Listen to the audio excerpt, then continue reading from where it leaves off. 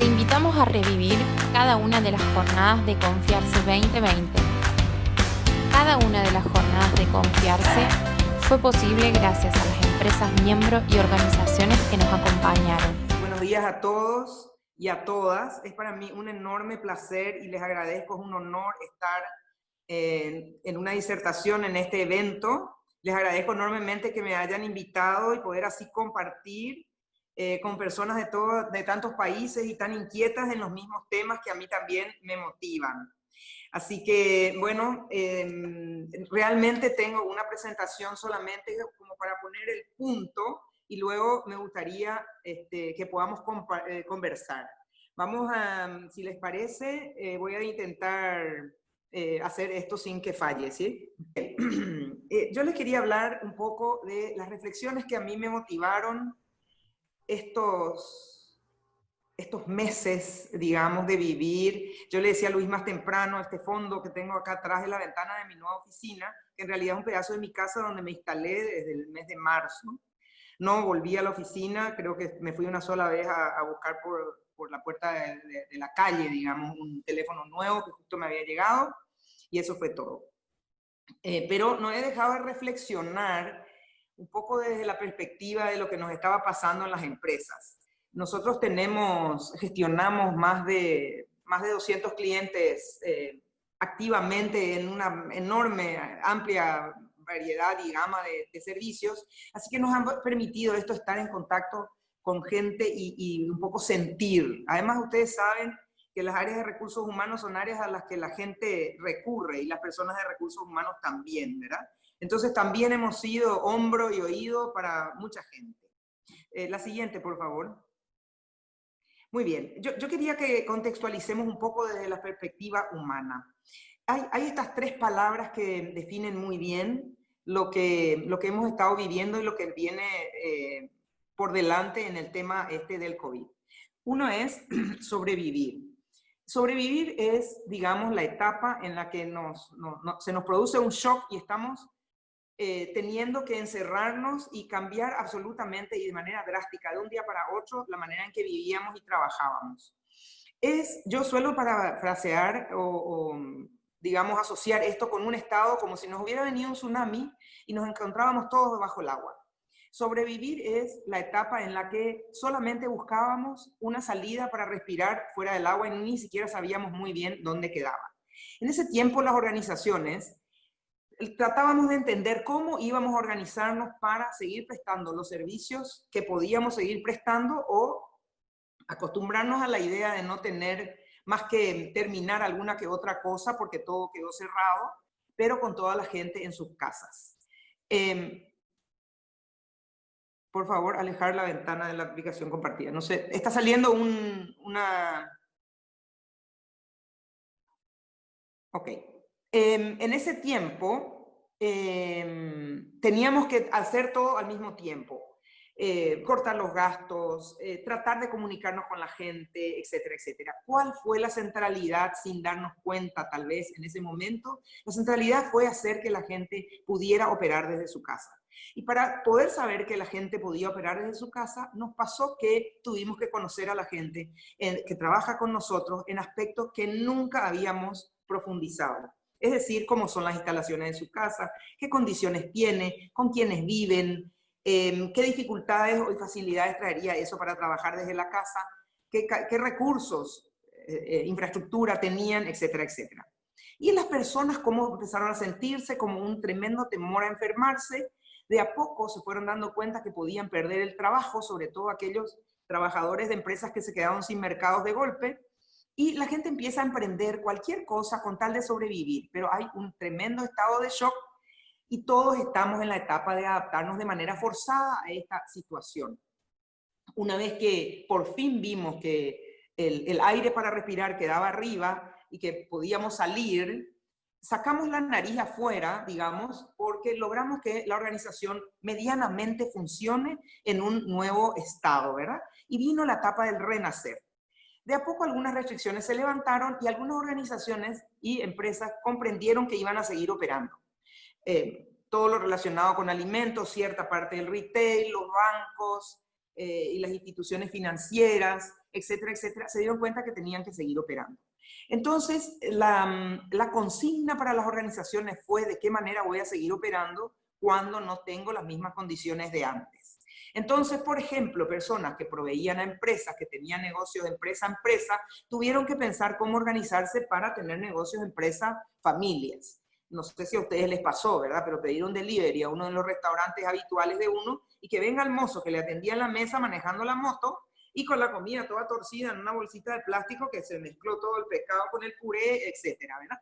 Bueno, entonces nos encontramos que no sabíamos hacer las cosas que hacía falta hacer y que aquellas que mejor hacíamos ya no eran necesarias o no eran útiles en este momento.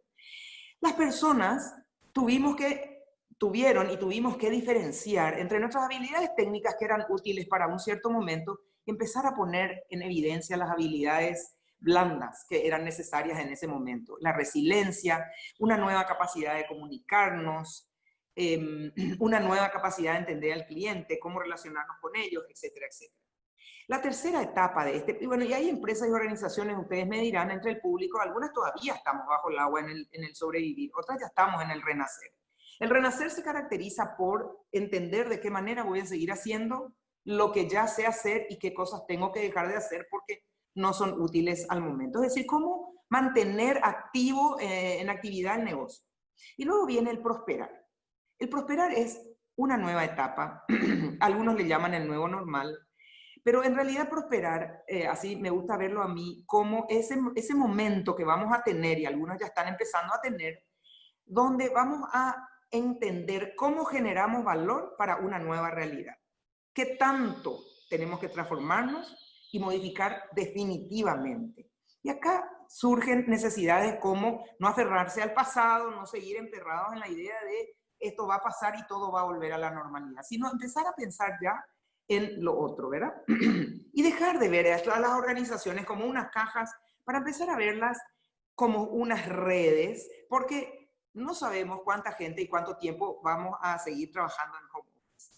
Y las personas empiezan a pensar, aquellas que se quedaron sin trabajo, aquellas que tienen temor de perder su trabajo, aquellas que tienen restricciones en cantidad de horas y de ingresos a raíz de su trabajo, etcétera, etcétera, empiezan a pensar ya en tendencias que ya venían, ¿cómo se llama? El portafolio de trabajos.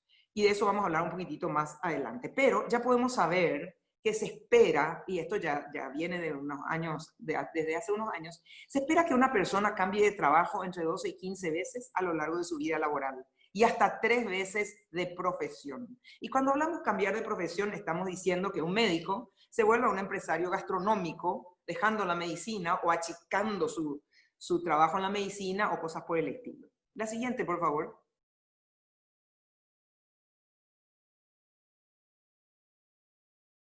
Cómo, un poco para tratar de entender qué va a continuar, cómo vamos a estar, qué se viene, ¿verdad? En primer lugar, el miedo, el cuidado y la distancia social van a seguir marcando nuestras prioridades. Todas las personas en todos los ámbitos de su vida van a tener estas 3 características por lo menos. La gente va a elegir siempre los entornos más seguros, llámese esto la empresa, la forma de entretenimiento, etcétera, etcétera. Tenemos muchos meses por delante de avances y retrocesos, idas y venidas, y nada va a ser permanente. Entonces tenemos que acostumbrarnos un poco a vivir en una especie de gelatina. ¿Qué requerimos aprender y adaptarnos en todo este tiempo a cambios constantes y a considerar enormemente las emociones que cada una de estas situaciones conlleva? La siguiente, por favor. En el plano laboral, profesional, de los hobbies, las ocupaciones, la tecnología va a jugar un papel cada vez más importante. En primer lugar, reemplazando a las personas gracias a la automatización y a la inteligencia artificial, pero también dotándonos de recursos para el trabajo a distancia, la coordinación de redes, de trabajadores externos y la innovación. ¿Y qué se requiere en esta situación? Y de una actitud de aprendizaje permanente y de predisposición al cambio. Todo esto sucede y la persona está en el medio, ¿sí? El siguiente, por favor. La economía se va a encoger en general. Yo me gusta comparar como, ¿se acuerdan cuando inflamos los globos de los cumpleaños y después los dejamos colgados y al día siguiente cuando amanece están un poquito más chicos y más oscuros? Así le va a pasar a la economía, creo yo, ¿verdad? Salvo pocos sectores como el de salud, la alimentación, seguro, limpiezas, finanzas, la mayoría de los negocios va a sufrir un resizing importante hacia abajo en términos de tamaño. Es el business as usual, lo que conocíamos, ¿verdad? Pero todos tendremos que aprender a vivir con menos. Menos trabajos, menos dinero, menos libertades, menos decisiones propias. Muchas cosas de nuestra vida se van a seguir decidiendo en el ámbito sanitario, gubernamental, etcétera, como hasta ahora. Se van a perder muchos trabajos, pero también se van a crear nuevos, todos vinculados, o la mayor parte de ellos vinculados con la tecnología y los servicios personales. Pero ahora los servicios personales no se pueden prestar. Entonces, eso viene en el futuro. Y se van a necesitar habilidades de reskilling. Vamos a tener que volver a aprender nuevas skills, nuevas habilidades que no teníamos. Y tenemos que aprender básicamente a ser traductores entre la tecnología y el usuario y a saber programar. Porque la gran parte de la tecnología viene a medio hacer y tenemos que ponerle todo eso, el resto, nosotros para terminar. Siguiente, por favor. Las tendencias del mundo del trabajo y las organizaciones ya venían siendo una realidad a lo mejor pequeña, ¿verdad? Fíjense que esta fuente es del 2017, y sin embargo esto es una realidad y aún es un futuro. Ayer, en el tema del trabajo y las organizaciones, nos pasamos la vida buscando la estandarización, pero esta es la era del individuo. Muchos de ustedes habrán oído la frase que define la era de los millennials que están ya haciéndose cargo de responsabilidades en las organizaciones, como la era del me, I and myself. Es como se definía la era del individuo, ¿verdad?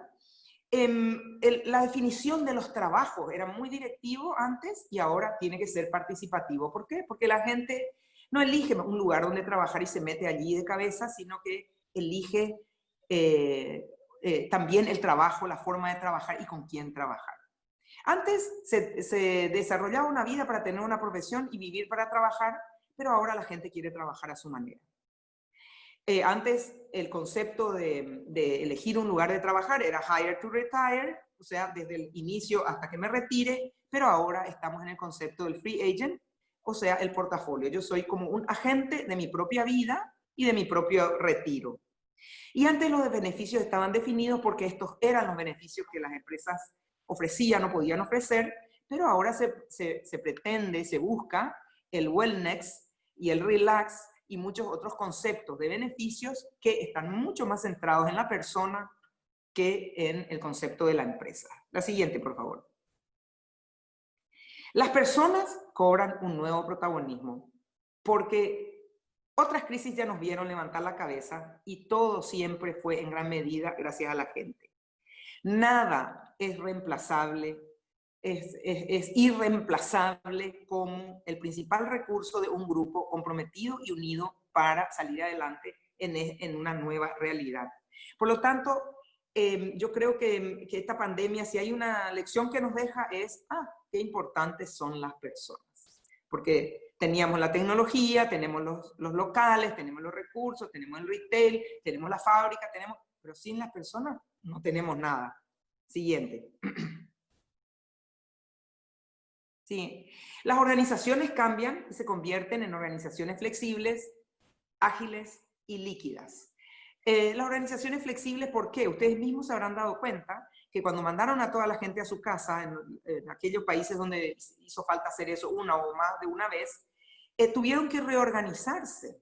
Ya no valía que cada persona tuviera una tarea y tuviera que hacerla cumplir, porque hay personas que no podían cumplir esa tarea. Me gusta contar una anécdota de una de las empresas que tiene mi grupo, que es una boutique de hunting gerencial de alto nivel, que tiene solamente 4 personas también de alto nivel. Estas 4 personas están en la misma etapa de su vida, todas tienen más o menos la misma edad, familias con chicos en edad escolar, maridos que tuvieron que venir a trabajar a la casa, etcétera, etcétera. Tuvimos que cambiar las tareas de las personas de acuerdo con las realidades de cada una. Una de ellas podía trabajar mucho más que otra que tenía que atender a sus padres, a sus niños, tenía el marido en la casa. Las condiciones de su hogar no eran para que 2 o 3 oficinas funcionaran, una para colegio, una para marido, otra para esposa, y entonces ella no pudo asumir tareas más que 3 o 4 horas por día. nos vimos obligados a cambiarla. Me imagino que a todos ustedes les habrá pasado eso, ¿verdad? Y lo tuvimos que hacer de manera ágil. Quiere decir, de la noche a la mañana nos encontramos con eso, pero teníamos que poder usar las habilidades de Male cuando esto así lo requería, así que nos acomodábamos, ella venía un ratito a una oficina cerrada, etcétera, ¿verdad? Las organizaciones también cambian porque tienen que aumentar la autonomía y la responsabilidad de las personas que trabajando desde casa tienen que entregar las tareas de todos modos. Y eso es una manera muy distinta de organizarnos que el jefe wandering around, dando vueltas de aquí para allá, mirando todo lo que está sucediendo. El trabajo empieza a organizarse por proyectos, por objetivos, de muchas otras maneras, y las compensaciones y beneficios se tienen que volver inteligentes, flexibles y sobre todo cambiantes. Antes habíamos establecido unas estructuras de beneficios a las que la gente iba accediendo. Ahora tenemos que revisar y proponer nuevos beneficios y nuevas formas de compensación, a lo mejor cada 6 meses. Siguiente. Hay un nuevo rol y un nuevo perfil de líder, mucho más autoconsciente. Como nunca hizo falta que el líder entienda y conozca cuál es el impacto que su estilo, su manera de ser produce y causa en los demás. Tiene que ser mucho más empático que nunca para saber que le está pidiendo algo a alguien, si lo va a poder hacer o no. Si la persona que está viniendo a la oficina ya a cumplir con sus responsabilidades, mañana, la semana que viene, se produce otra vez una crisis, va a tener que volver a la casa. Eso tenemos que ser capaces de entender. Está en un ambiente donde puede dar cierto tipo de cosas y va a tener que trasladarse a otro donde no lo puede dar de la misma manera. El nuevo líder tiene que ser capaz de establecer una nueva manera de comunicarse a redes de trabajadores y ya no a subalternos dentro de una misma oficina. Y sobre todo, y más que nada, nunca emocionalmente inteligente. Es decir, que a los líderes todos tenemos que trabajar primero de todo en nosotros mismos. Siguiente, por favor. Sin embargo, me imagino les pasará a ustedes, por eso yo comento, traigo solamente experiencias, digamos, se siente una gran presión por volver al viejo normal. La gente quiere volver al viejo normal y a ver si coincidimos en esto. En el mundo de nuestros clientes, de mis negocios, etcétera, etcétera, los primeros que querían volver a la oficina lo antes posible eran los hombres, que estaban hartos de estar en la casa con los niños, el perro suena al timbre, etcétera, etcétera, ¿verdad? Y nosotros estamos revisando investigaciones internacionales y también tenemos una unidad de investigación de mercado que se llama IRH, Información del Mercado Laboral, que hicimos encuestas de pulso todos los meses durante este tiempo. Y ahí nosotros pudimos notar que en este momento, en el mundo y también un poco en Paraguay, entre el 20 y el 30% de las personas nomás quedan en home office, por diversas razones. Porque hay una presión por volver al viejo normal. La gente necesita, la homeostasis nos empuja, nos impulsa a eso. Siguiente. Pero al volver, resulta que nada es igual. Estamos trabajando en cuadrillas, entonces no nos encontramos los mismos de antes.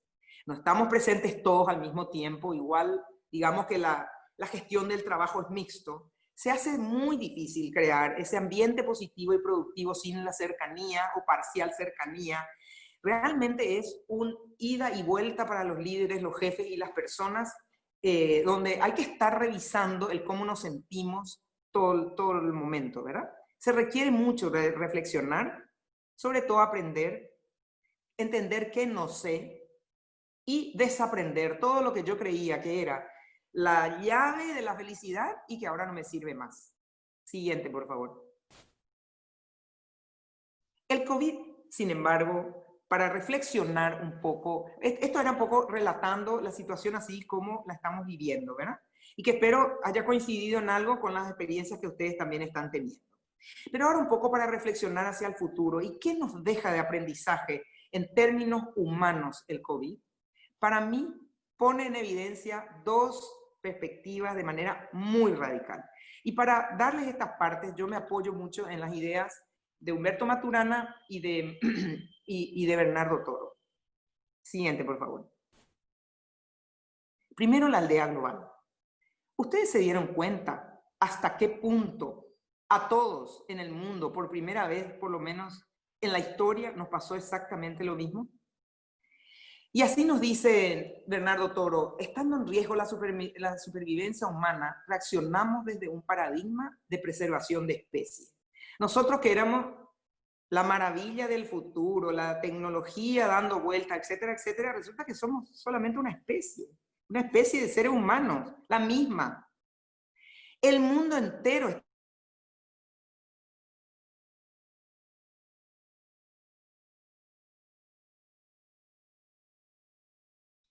Estamos teniendo allí un pequeño freeze de la conexión de Patricia de toma Asunción. un rol, perdón.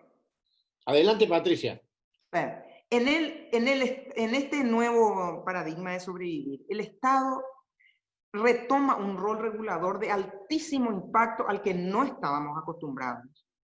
Y junto con las empresas y las comunidades pasan a priorizar la salud por encima de cualquier otra necesidad humana, a tal punto de abierta y tranquilamente destruir la economía.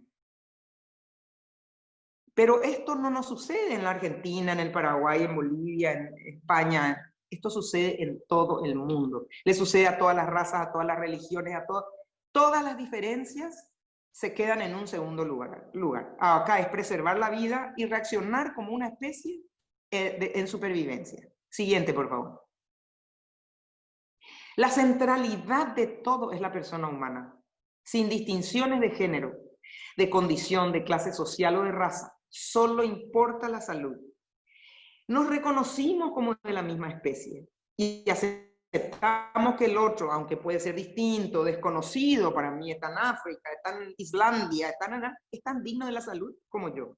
Por lo tanto, las decisiones que se toman a nivel mundial, las decisiones que se toman a nivel nacional, las decisiones que se toman a nivel macro, las aceptamos porque nos movimos hacia un instinto de supervivencia, pero en una aldea global. Ya no es una guerra de unos contra otros donde nos defendemos porque queremos sobrevivir los paraguayos versus los argentinos o los españoles versus los ingleses. No, acá somos todos contra la enfermedad.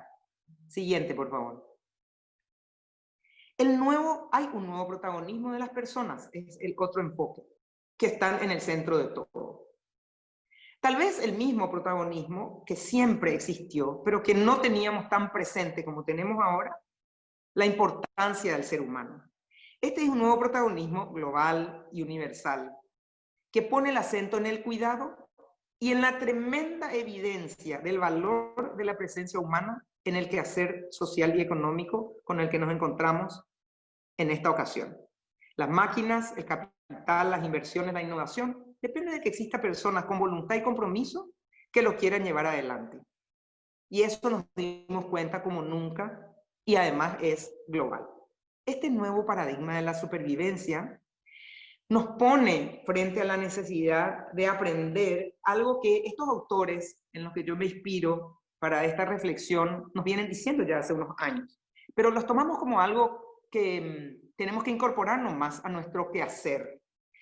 La supervivencia del ser humano la viene planteando Bernardo Toro, también Maturana, hace mucho tiempo, pero refiriéndose un poco al tema del calentamiento global y la sustentabilidad.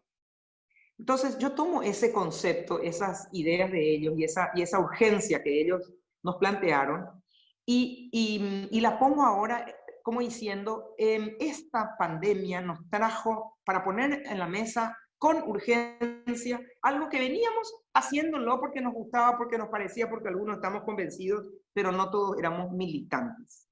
Ahora tenemos que convertirnos en militantes. ¿De qué? De saber cuidar y de saber hacer transacciones ganar-ganar. Siguiente, por favor. ¿Qué es saber cuidar? O sea, se constituye en el aprendizaje fundamental dentro de los desafíos de supervivencia de la especie humana. Porque nos dice Bernardo Toro, el cuidado no es una opción. O los seres humanos aprendemos a cuidar o perecemos. Pero, ¿cuáles son las dimensiones del cuidado que hoy están sobre la mesa en el mundo moderno y en pleno siglo XXI? Muchas dimensiones de cuidado. En primer lugar, cuidar de sí mismo. Ahora nos estamos planteando en esta etapa de la pandemia si tenemos que seguir poniendo nuestras vidas en manos del Estado y de las prohibiciones, de las restricciones, de libertad para cuidarnos entre todos, qué sé yo, o está en cada uno de nosotros la decisión del cuidado, la decisión de si me aíslo o no me aíslo, me contacto o no con estas personas, qué grado de apertura voy a tener. También cuidar de los cercanos, de los lejanos. ¿Qué otra cosa hemos hecho? Que dejar de viajar, cerrar las fronteras para que nadie se enferme ni adentro ni afuera. De los extraños, que dejan de ser extraños cuando, siendo extraños, nos ponemos de alguna manera en contacto con ellos y nos enfermamos. De todo el planeta, pero de la producción y del consumo también. Siguiente. Aprender a hacer transacciones ganar-ganar. Si queremos un mundo donde podamos producir y consumir cuidando, nosotros y las siguientes generaciones tenemos que aprender necesariamente a hacer transacciones económicas, políticas, sociales y culturales del tipo ganar-ganar. Es decir, mucho más cooperar que competir solamente. Ya aprendimos y ya sabemos, y en esta lección la economía nos va a dejar también una tremenda lección con respecto a esto, porque van a haber tantos perdedores en esta realidad futura, y de quiénes va a depender que toda la economía del mundo se mueva, de que todos se muevan, no solamente de que ganen los ganadores. Ahora a lo mejor hay algunos que podemos estar más contentos porque hemos ganado mercado o por lo menos no los hemos perdido. Nosotros en mi empresa no paramos nunca. No sé si decir gracias a Dios, pero estamos trabajando y volviendo a todos los números que nos habíamos propuesto tener y los mismos del año pasado. Pero, ¿de qué nos sirve a nosotros ser exitosos en una sociedad fracasada? Entonces, cuidando va a tener que ser ayudar a todos los demás a revivir, a renacer o a prosperar, ¿cierto? Siguiente, por favor. ¿Qué es hacer? ¿Qué tenemos que saber hacer en transacciones ganar-ganar? ¿Qué implica esto? Para cada uno puede implicar en cada mercado algo más específico, pero en términos generales significa saber crear valor económico y ético al mismo tiempo. Hablábamos ya antes de la triple línea de resultados y de la rentabilidad integral. Ahora se nos pone en evidencia pensar que la rentabilidad integral de una empresa es hacer que otro competidor tuyo renazca o se mantenga para que tenga sentido una economía en competencia, exigente para mí, pero compartida con todos. Es producir y consumir bienes útiles, pero solamente aquellos que contribuyen a la dignidad humana. Y dejar de pensar que con tal de que sea barato, o que haya mucho, o que esté a mi alcance, no importa para nada quién o de qué manera ha sido producido, o transgrediendo cuáles leyes de la dignidad humana. Aumentar la calidad y la duración de los bienes y disminuir su obsolescencia para racionalizar, por ejemplo, energía, para volver a esa lógica de que los productos valen y que hay que pagar por ellos, hay que pagar un valor, porque ese valor va a parar a las manos de alguien que lo necesita. Aumentar la transparencia pública del Estado, nuestro papel como sociedad civil, de la empresa y de las organizaciones de la sociedad civil, porque solamente en ambientes muy transparentes todas las ganancias pueden ser compartidas. Si nosotros no logramos transparentar de qué manera ganan dinero todas las partes de la cadena en la que nosotros estamos inmersos, alguien se puede aprovechar de este momento o de esta situación.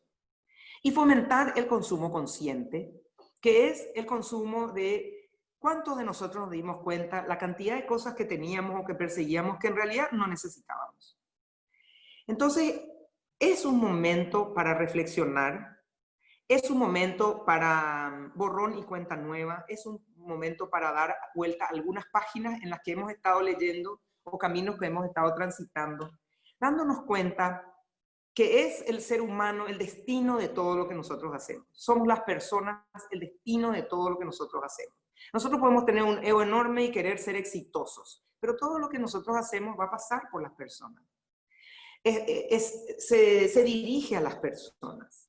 No hay ganancias en este futuro sin esta visión un poco holística de los valores que podemos rescatar y de las acciones en las que podemos embarcarnos.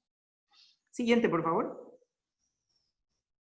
Porque, por ejemplo, para poner un ejemplo de algo que me toca así muy de cerca, este momento, y es lo último, con esto termino, este es un momento de volver de las empresas a reacomodarse en sus tamaños. Muchas personas, muchos clientes me llaman y me dicen, o nos llaman a nosotros en la empresa y nos dicen, tengo que despedir 40 personas y quiero empezar por los más antiguos, no por los más nuevos, no por los más tal cosa y tal otra. Bueno, eso es mi conveniencia. ¿Y mi responsabilidad? Este es el momento de poner la vista un poco más allá del Excel en rojo y recordar que es la gente la que convierte oportunidades en negocios. Ni el capital ni los activos lo hacen. Y es la gente que hace que lo que yo hago se convierta en un negocio porque va a comprar mi producto y mueve mi economía. Hace falta el flujo de caja ajustado, el plan de contingencia, todos estamos en esto, pero solo la gente lo va a llevar adelante.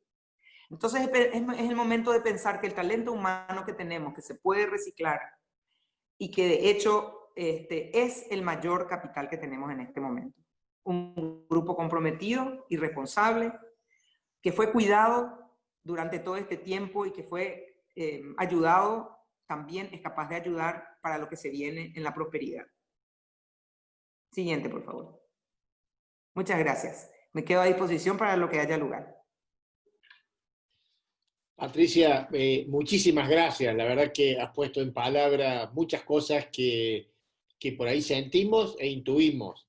Y les ha dado un formato fantástico, con un orden increíble. Desde empezar a pensar en la idea de sobrevivir, renacer y prosperar, nos encanta eso. Seguramente, además, dejarlos tranquilos a todos. Todo este material excelente que desarrolló Patricia va a estar disponible. Creo que podemos sumarle, Patricia, aquí los materiales que tenemos para compartir de Bernardo Toro y de Humberto Maturana, ambos admirables y grandes maestros. Y cerraría esto, para que el tiempo nos dé, simplemente con compartirte una reflexión que encarna todo lo que vos dijiste. Anoche escuchaba a un gobernador de una provincia que está teniendo un problema serio en términos de que logró tener las camas de terapia intensiva que hacían falta, pero por diversas razones no está teniendo la gente que las opere. Y sin duda te das cuenta. Acá pasa lo mismo, Luis. Acá pasa lo mismo, Luis.